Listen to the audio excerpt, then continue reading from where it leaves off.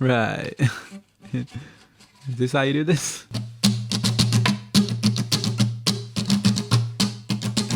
If you're watching this, then you're probably a bit like me and you like to know the facts, the who, what, where and why about certain bands, certain artists that you like, and I'm exactly the same. For example, how did this awesome photo of Johnny Cash come about, and why would a country star of such magnitude even want to play in a prison to a bunch of convicts? So let's find out. So the year is 1969 and Johnny Cash's big fat middle finger is about to become rather iconic, or the photo itself taken by one Jim Marshall, who I guess had followed the band around quite a lot in those years. He's about to take this photo of Johnny Cash. So where does it all come from?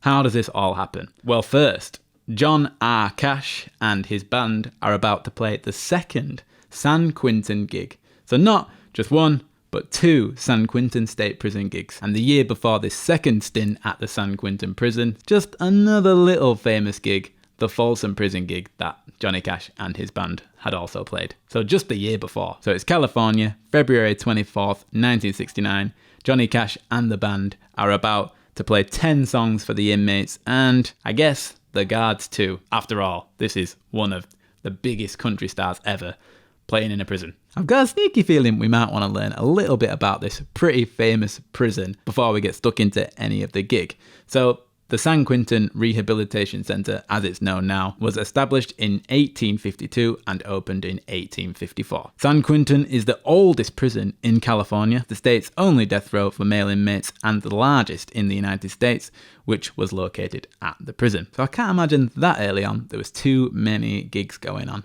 But there's a few other grisly aspects to it. It has a gas chamber for a start, which hasn't been used since 1993, and its lethal injection chamber was actually last used in 2006. The prison has of course featured on film, radio, drama, video, podcast and television, you name it, and has housed many notorious inmates, which I think one of the biggest ones is probably Charles Manson.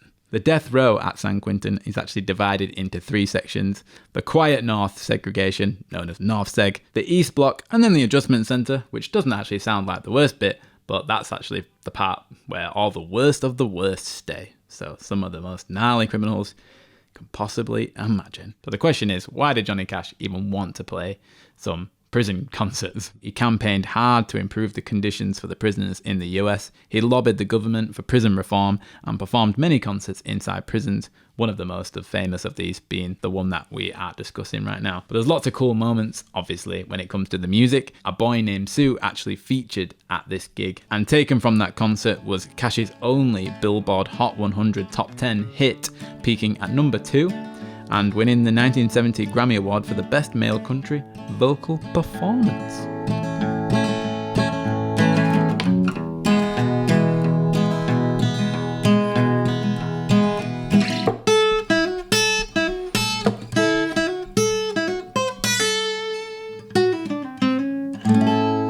What an incredible song. And the band had actually rehearsed that as kind of a joke in rehearsals, but it obviously got to the point where the song was completed, enough for Johnny Cash to actually just put it in the set for the gig. You really feel Johnny Cash connecting with the audience. Of course, there's lyrics about his father leaving home, leaving him with an old guitar, an empty bottle of booze, giving him the name like Sue. And in the end of the song, they seem to make up for a little bit. And then you get the classic bit where Johnny Cash, at the end of the song, and I'm gonna name him Bill or George, any damn thing but Sue.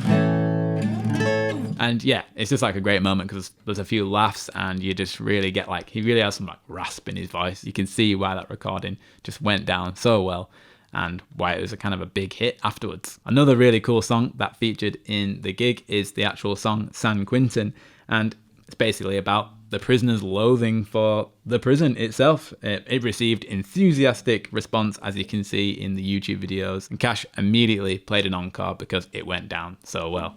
And it's another one with really great lyrics, like the opening line, San Quentin, you've been living hell to me, you've blistered me since 1963. San Quentin, I hate every inch of you. That really like hits home the inches of the bricks that actually like house the criminals. I think it really resonated with them.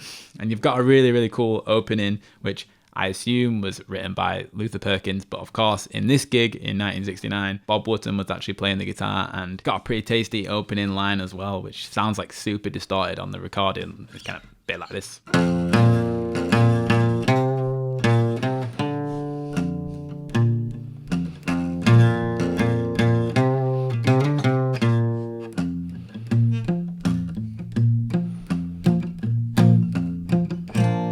Yeah, and you really get that nice sort of, just country style. It's like super muted, clean guitar tone, and it's really nice. But like as I say, it's pretty distorted on the recording, which is just kind of adds to the atmosphere a little bit. So that's another really great song that was featured in the set. And from top to bottom, the actual set list was Wanted Man, Wreck of the Old 97, I Walk the Line, Darling Companion, Starkville City Jail, San Quentin Reprise, Boy Named Sue, There'll Be Peace in the Valley, and finishing with Folsom Prison Blues. And we can't do this without talking a little bit about the man himself. So Johnny Cash was born in February 1932 in Arkansas to a poor Southern Baptist sharecropper family affected by the Great Depression. The family moved to a 20-acre farm through President Roosevelt's New Deal farming program. Despite improvements, they lived a hard life, with Johnny working in the fields and singing from a young age. So music was there from a young age, but with a bit of hardship in there as well. Music was an integral part to his upbringing, with family sing-alongs led by his devout Pentecostal mother.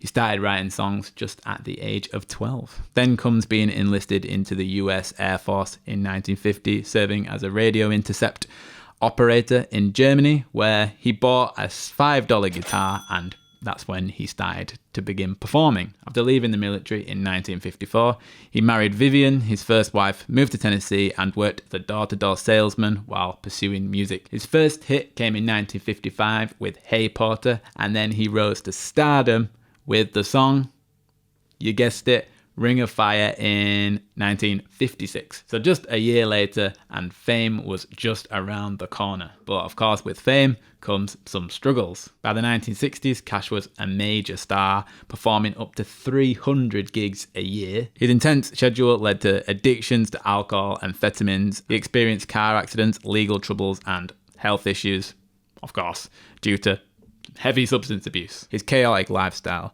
strained his personal life, leading to eventually his divorce from poor old Vivian in 1966. So it's understandable, the connection to the prison audience is kind of evident there. He's had an upbringing with some struggles, and Cash felt strongly about social issues, and he kind of hated the general establishment in a lot of ways. And Cash's first prison performance was actually in 1957 at Huntsville Prison in Texas, requested by the prisoners themselves for their annual rodeo. So in Texas, the prisoners are having a nice rodeo and they get Johnny Cash to come down and play, which is pretty sweet. And it wasn't too long until he played that first concert at San Quentin Prison on New Year's Day, 1958, and he continued performing in prisons where he resonated deeply with the inmates. Now the key points, finally, about this awesome gig, and some of the coolest parts are the fact that it was filmed, the San Quentin concert was filmed by Granada Television, which is a UK-based television company, and directed by Michael Darlow for a TV special on US prisons. Johnny Cash agreed, and I think pretty enthusiastically, to join the project as he wanted to highlight this need for the reform in the prisons. Of course, it wasn't just him, he had his whole band with him, so Johnny Cash, June Carter Cash, the Carter family, Carl Perkins and Bob Wootton, the Statler brothers, and others. So this is just Bob Wootton's first year in Johnny Cash's band after the legend Luther Perkins had passed away, I think, the year before that. And interestingly, Bob Wootton actually stated that to play in Johnny Cash's band was something he was born to do, and you can kind of tell because he just has that down as the Luther Perkins style of guitar. He really nails it in this particular concert, and it's one of the most famous ones. Johnny Cash seemed to hit it off with him pretty well, and they were friends until the end, really.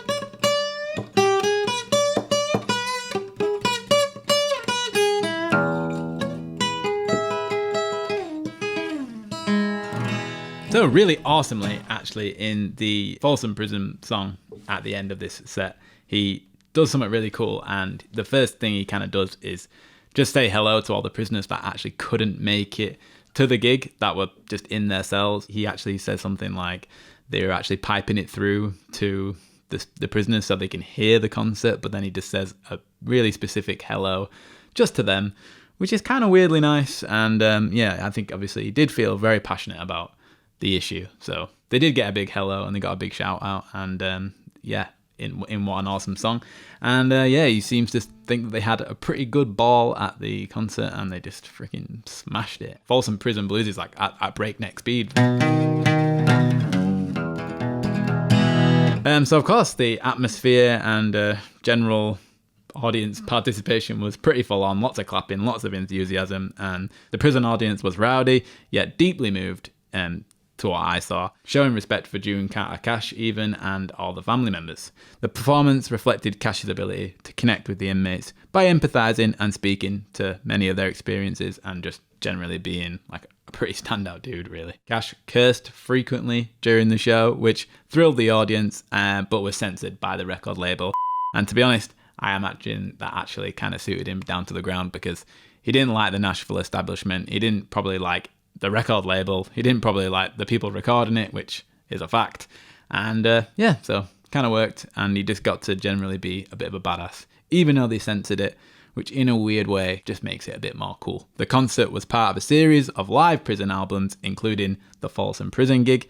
The extended version of the album, released in 2000, includes Cash's frustration over restrictions imposed by the film crew.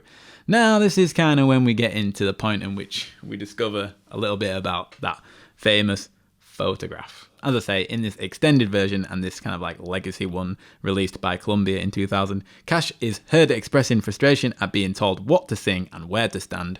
No, no, no, do not tell him to do that. So prior to the performance of Why Walk the Line. The famous image of angry-looking Cash giving the middle finger gesture to the camera originates from this performance, or so they say in one theory. In his liner notes, though, for the 2000 reissue, Cash explains that he was frustrated at having Grenada's UK filming crew blocking his view of the audience, thus kind of breaking the connection with the inmates. When the crew ignored this message to clear the stage, he made the gesture. This is theory one that explains the famous flipping of the bird, but seemingly not the definitive one. So enter this man, Jim Marshall, who had worked extensively with Cash and has books dedicated with lots of photos he took of the Folsom Prison and San Quentin shows. It's widely thought that Marshall actually suggested the idea and said something like, "John, let's do a shot for the warden." What happens then is apparently Cash reacting instinctively and flipping the bird, raised the big fat middle finger, aimed not just at the lens really, but at the man, record labels and the whole lot. So really a chance for him to just be as rebellious as he possibly can, as we can see in the photo, and it's just freaking iconic. So believe what you want to believe. There's two theories there. Either Jim Marshall asked him to do it, or he was just really off at the circumstances, maybe with the film crew. So I'd say just believe what you want to believe. So though there's some fallout and impact on Cash's career, it actually marked the beginning of him turning his own life around and really overcoming the struggles with addiction and other personal turmoil. I think in general, people just look at Cash as being extremely authentic and just a trailblazer. And interestingly, there's some thanks to be given here to producer Rick Rubin, who later revitalized his career, allowing Cash to stay true to himself and probably stick the middle finger up once again to the establishment and the Nashville establishment. So all in all, just a pretty cool story, and there's plenty more to dig into, but it's just a little deep dive into what was going on and how this all came to be. And there's some fun facts to leave you with. In 1990, B.B. King recorded live at San Quentin in the prison.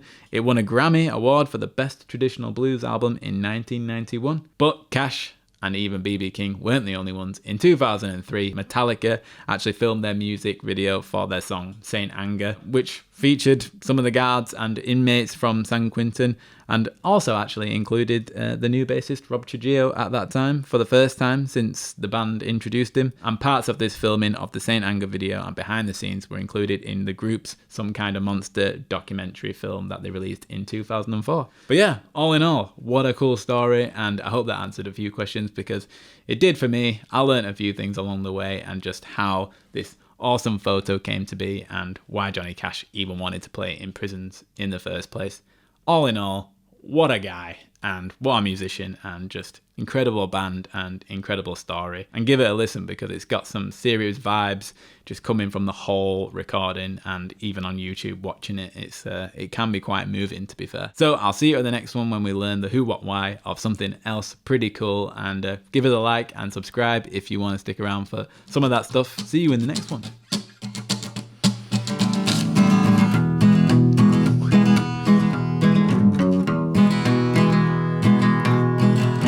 Sorry, state of affairs when you lose your fiver in the first couple of seconds.